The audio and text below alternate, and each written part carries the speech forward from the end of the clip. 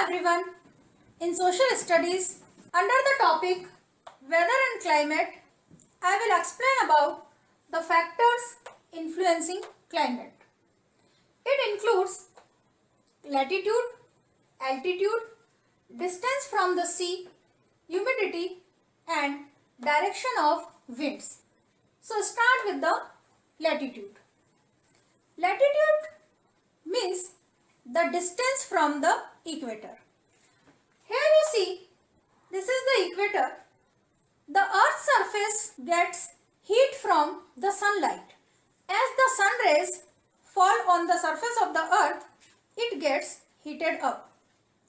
The places near the equator receive direct rays of the sun, and the direct rays of the sun have to travel a shorter distance.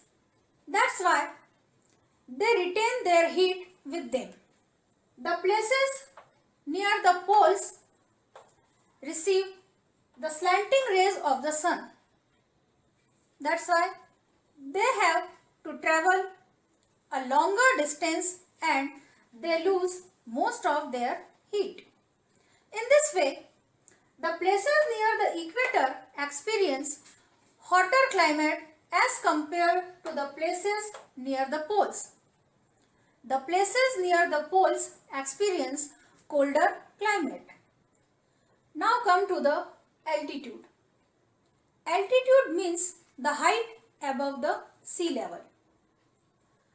As we know that the earth's surface receives the heat from the sun rays. By falling of the sun rays, it gets heated up and then it heats up the atmosphere. The places at the higher altitude receives lesser heat, whereas the places at the lower altitude or in the plain regions receive more heat.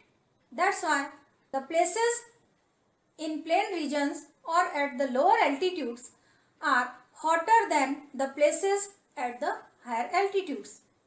The hill stations are cooler even in summers because they are situated at the higher altitudes. Most of the mountain peaks remain snow covered during summer. There is an opposite relation between the temperature and the altitude. As we go high, the temperature decreases. The temperature is more at the lower regions. Now come to the distance from the sea. The places near the sea experience moderate climate throughout the year. It means they are neither very hot nor very cold. Whereas the places which are situated far away from the sea experience extremes of climate.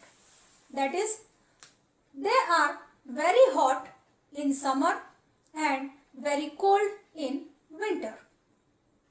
In summers, the land gets heated up faster and it warms the air above it. As the air gets warmer, it rises up and its place is occupied by the cool air which is blowing from the sea. In this way, this cool air of the sea influence the climate of the place and make it cooler. In winters, the sea water loses the heat slowly and it remains warm longer. That's why the warm winds from the sea affect the climate of the nearby places and make it warmer. Now come to the humidity. The amount of moisture or water vapors present in the air is called humidity.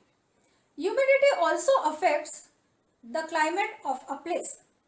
It is the main cause of rainfall.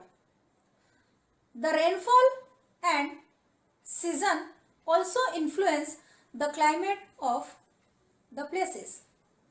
The places where the rate of humidity is higher receive more rainfall, and the places with low humidity receive less rainfall. The places having cold climate experience snowfall instead of rainfall. Now come to the direction of winds. Direction of winds have a great influence on the climate of a place.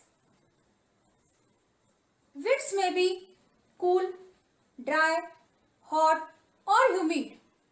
It depends on the place from where they are originated. The winds blowing from the desert areas are hot. It makes the climate hot and dry, whereas the winds which are blowing from sea or ocean brings moisture with them, and it makes the climate of the nearby region cool. For example, Delhi becomes hot in summer due to the hot and dry winds blowing from the Rajasthan, whereas the entire northern India comes under the cold wave because of the winds blowing from the Himalayas. In this way, the winds affect the climate of a place. Winds are the main reason for the formation of clouds and occurring rainfall. The winds over the sea or ocean having moisture.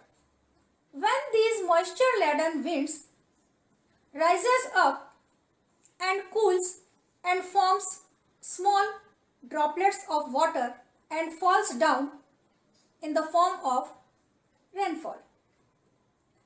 In this way, it occurs rain. By this, I bind up the class here. We will meet in the next class.